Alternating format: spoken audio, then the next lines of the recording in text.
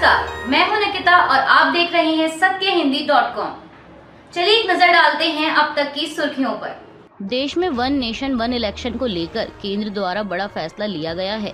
दरअसल केंद्र सरकार ने पूर्व राष्ट्रपति रामनाथ कोविंद की अध्यक्षता में एक कमेटी गठित की है। ये कमेटी देश में वन नेशन वन इलेक्शन को लेकर कानून के सभी पहलुओं पर विचार करेगी और लोगों से राय लेगी। इसके बाद कमेटी अपनी रिपोर्ट सौंपेगी, जिससे यह तय होगा कि आने वाले समय में क्या सरकार लोकसभा चुनाव के साथ ही सभी राज्यों में विधानसभा चुनाव कराने की तैयारी करेगी या नहीं। आपको बता दें कि एक देश एक चुनाव का मतलब है कि देश में होने वाले सारे चुनाव एक साथ ही करा लिए जाएं। देश के आजाद होने के कुछ समय बाद तक लोकसभा और विधानसभा चुनाव एक साथ ही कराए जाते थे, लेकिन इस प्रथा को बाद में खत्म करके विधानसभा और लोकसभा चुनाव को अलग अलग कराया जाने लगा। विपक्षी गठबंधन इंडिया की बैठक, जो कि इस बार मुंबई में आयोजित की गई है, उसका आज आखिरी दिन है। आज सुबह 10:15 बजे सभी नेताओं के फोटो सेशन के बाद दोपहर 2 बजे लंच का कार्यक्रम होगा और लगभग 3:30 बजे गठबंधन नेताओं की प्रेस कॉन्फ्रेंस होगी। फिलहाल आज की इस बैठक में गठबंधन के संयोजक पर फैसला होगा या नहीं, ये अभी भी साफ नहीं है। गठबंधन को लेकर समन्वय समिति, मीडिया टीम और आगामी साझा कार्यक्रम को लेकर विपक्षी नेता फैसला करेंगे। साथ ही सभी की नजरें सीट शेयरिंग को लेकर चर्चा पर भी बनी हुई हैं। रक्षा मंत्री राजनाथ सिंह ने गुरुवार को विपक्षी गठबंधन इंडिया पर निशाना साधते हुए कहा कि विपक्ष के नेता केवल अपने गठबंधन के नाम पर भरोसा कर रहे हैं, क्योंकि यही उनके लिए एकमात्र सहारा बचा है। उन्होंने विपक्षी गठबंधन के बारे में नाम बड़े और दर्शन छोटे वाली कहावत का भी जिक्र किया। सिंह ने महाराष्ट्र के अहमदनगर जिले में आयोजित एक कार्यक्रम में ये बातें कही। उन्होंने कहा कि विपक्ष ने इंडिया नामक एक नया समूह बनाया है। यह एक गजब नाम है, इंडिया। मुझे पता चला कि आज उनकी बैठक हो रही है, लेकिन जैसा कि सभी जानते हैं, यह नाम बड़े और दर्शन छोटे के अलावा कुछ नहीं है। इन लोगों के लिए नाम ही एकमात्र सहारा है। वे इस नाम का उपयोग करके अपनी नैया पार लगाना चाहते हैं। सिंह ने आगे कहा कि लेकिन सिर्फ इस नाम के इस्तेमाल से नदी को पार नहीं किया जा सकता। अकेले नाम के इस्तेमाल से भंवर को पार नहीं किया जा सकता। इसके लिए कर्म की जरूरत होती है। उन्होंने कहा कि आज का भारत पहले जैसा नहीं रहा। भारत अब शक्तिशाली हो गया है और वैश्विक स्तर पर अब कोई भी इसे कमजोर राष्ट्र नहीं मानता। उन्होंने कहा कि विश्व स्तर पर भारत का कद पहले की तुलना में काफी बढ़ गया है और वह जो बोलता है दुनिया उसे ध्यान से सुनती है। ऐसा पहले नहीं होता था। इंडिया अलायंस को लेकर बीजेपी लगातार विपक्ष पर हमलावर है। इसी कड़ी में महाराष्ट्र के मुख्यमंत्री एकनाथ शिंदे ने भी विपक्ष पर हमला बोला है। इतना ही नहीं, सीएम शिंदे ने तो विपक्षी नेताओं की तुलना रावण से कर दी है। दरअसल कल 31 अगस्त गुरुवार को एक कार्यक्रम में बोलते हुए मुख्यमंत्री एकनाथ शिंदे ने कहा कि सभी विपक्षी दल एक साथ आकर मोदी जी को हराने की रणनीति बना रहे हैं, लेकिन मैं उन्हें सलाह दूंगा कि आग से मत खेलो, जल जाओगे।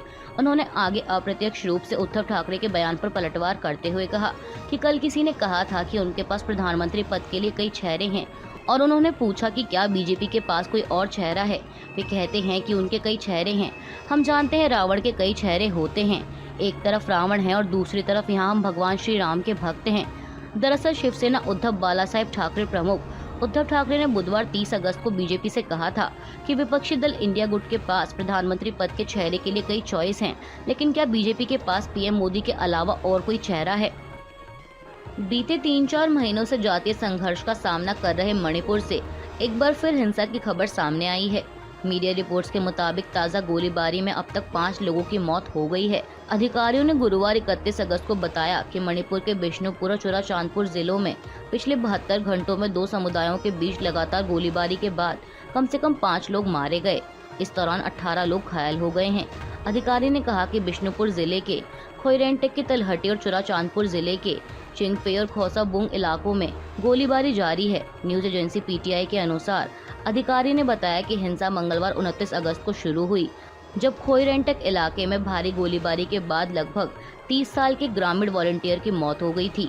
उन्होंने बताया कि बुधवार शाम से कुछ घंटों की शांति के बाद गुरुवार सुबह फिर दोनों समूहों के बीच गोलीबारी शुरू हो गई।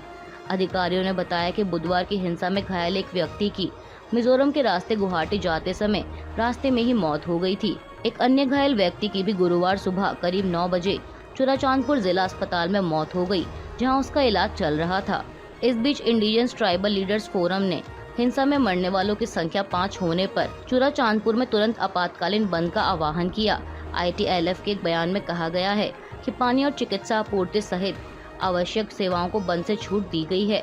साथ ही ITLF ने दावा किया कि पीड़ितों में सिंगर LS मंगबोई लुंगडिम भी शामिल है, जिन्होंने 3 मई को मणिपुर में जातीय हिंसा भड़कने के बाद एक गीत तैयार किया था। गौरतलब है कि मणिपुर में ST का दर्जा देने की मैतेई समुदाय की मांग के विरोध में बीती 3 मई को आदिवासी एकजुटता मार्च का आयोजन किया गया था, जिसके बाद राज्य में जातीय हिंसा भड़क गई, जिसमें अब तक 160 से ज्यादा लोगों की मौत हो चुकी है। पश्चिम बंगाल विधानसभा चुनाव 2021 में ममता बनर्जी ने खेला होबी का नारा चलाया था, जो कि खूब चर्चा में भी रहा था। इस चुनाव में ममता बनर्जी की पार्टी TMC ने प्रचंड बहुमत के साथ जीत हासिल कर तीसरी बार राज्य में अपनी सरकार बनाई थी। वहीं ममता बनर्जी ने विपक्षी गठबंधन इंडिया की बैठक से पहले एक बार फिर इस नारे को दोहराया है। बुधवार 30 अगस्त को मुंबई में मीडिया से बात करते हुए बनर्जी ने कहा कि इस बार फिर खेला होगा। वहीं ममता बनर्जी के इस बयान पर प्रतिक्रिया देते हुए अग्निमित्रा पॉल ने ANI से कहा कि खेला तो ममता बनर्जी के साथ हुआ है। गोवा में 0, त्रिपुरा में 0, हर जगह वो जहां भी गई हैं उन्हें 0 मिला है। 2024 में हमारे प्रधानमंत्री नरेंद्र मोदी उनको क्लीन बोल्ड कर देंगे। पश्चिम बंगाल में राजनीतिक हिंसा पर बीजेपी नेता ने ममता बनर्जी पर हमला बोलते हुए आगे कहा कि वो खेला होबे बोल रही हैं, उनके हाथ में तो खून का खेला है, उन्होंने खून से खेला किया है। पंचायत चुनाव में किया, उसके पहले 2021 में भी किया। हर दिन पश्चिम बंगाल में हिंसा हो रही है। पॉल ने आगे कहा कि ममता बनर्जी के हाथ में ब्लड है, लोगों के खून से खेला करके उन्हें तसल्ली नहीं हुई है, अभी भी वो खेला करना चाहती हैं। खेला करते करते वो अपने आप ही क्लीन बोल्ड हो जाएंगी, कुछ ही महीनों की बात है। लोकसभा और विधानसभा चुनाव में अब काफी कम समय बचा है। ऐसे में सभी राजनीतिक दल अपनी रणनीति तैयार करने में जुटे हुए हैं। इस बीच खबर है कि कल गुरुवार 31 अगस्त को मोदी सरकार द्वारा संसद का विशेष सत्र बुलाने का ऐलान किया गया है। 5 दिनों का यह विशेष सत्र 18 से 22 सितंबर तक चलेगा। वहीं अब इस स्पेशल सेशन को लेकर कई तरह की अटकलें भी लगनी शुरू हो गई हैं। हालांकि इसके एजेंडे को लेकर अभी तक आधिकारिक तौर पर कुछ नहीं कहा गया। बता दें कि इस विशेष सत्र के बुलाए जाने की जानकारी संसदीय कार्य मंत्री प्रहलाद जोशी द्वारा दी गई। उन्होंने सोशल मीडिया प्लेटफॉर्म X पर लिखा कि संसद का विशेष सत्र 18 से 22 सितंबर को बुलाया गया है। इसमें 5 बैठकें होंगी। अमृतकाल के समय में होने वाले सत्र में संसद में सार्थक चर्चा और बहस होने को लेकर आशान्वित हूँ।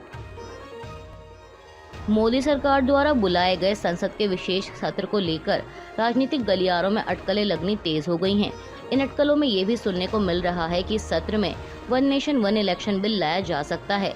इसे लेकर कांग्रेस अध्यक्ष मल्लिकार्जुन खड़गे से भी सवाल किया गया कि सरकार स्पेशल सेशन बुला रही है और 1 नेशन 1 इलेक्शन बिल ला सकती है। इस पर अपनी प्रतिक्रिया देते हुए कांग्रेस अध्यक्ष ने न्यूज एजेंसी ANI से कहा कि उन्हें लाने दीजिए, ये लड़ाई जारी रहेगी। वहीं संसद के इस विशेष सत्र को लेकर और भी बड़े विपक्षी नेताओं ने अपनी प्रतिक्रिया दी। इस कड़ी में शिवसेना उद्धव बालासाहेब ठाकरे प्रमुख उद्धव ठाकरे ने कहा कि महाराष्ट्र के सबसे बड़े फेस्टिवल गणेश चतुर्थी के दिन बैठक बुलाई है, जाने क्या खिचड़ी पका रहे हैं। हमें अब जरा भी देर नहीं करनी चाहिए और अपने कार्यक्रम पर तुरंत काम शुरू कर देना चाहिए। इसके अलावा बिहार के मुख्यमंत्री नीतीश कुमार ने कहा कि हमें अब जरा भी देर नहीं करनी चाहिए। वहीं पश्चिम बंगाल की मुख्यमंत्री ममता बनर्जी ने भी यही दोहराया। उन्होंने कहा कि हमारे हाथ में कम समय है, ऐसे में टाइम खराब करने का वक्त नहीं है, हमें जल्द से जल्द जमीन पर आने की जरूरत है। इसके अलावा आम आदमी पार्टी प्रमुख और दिल्ली CM अरविंद केजरीवाल ने कहा कि लगता है कि ये लोग विधानसभा चुनावों के साथ ही लोकसभा चुनाव कराना चाहते हैं। अभी के लिए बस इतना ही। बाकी की खबरों के लिए बने रहिए सत्यहिंदी.com के साथ।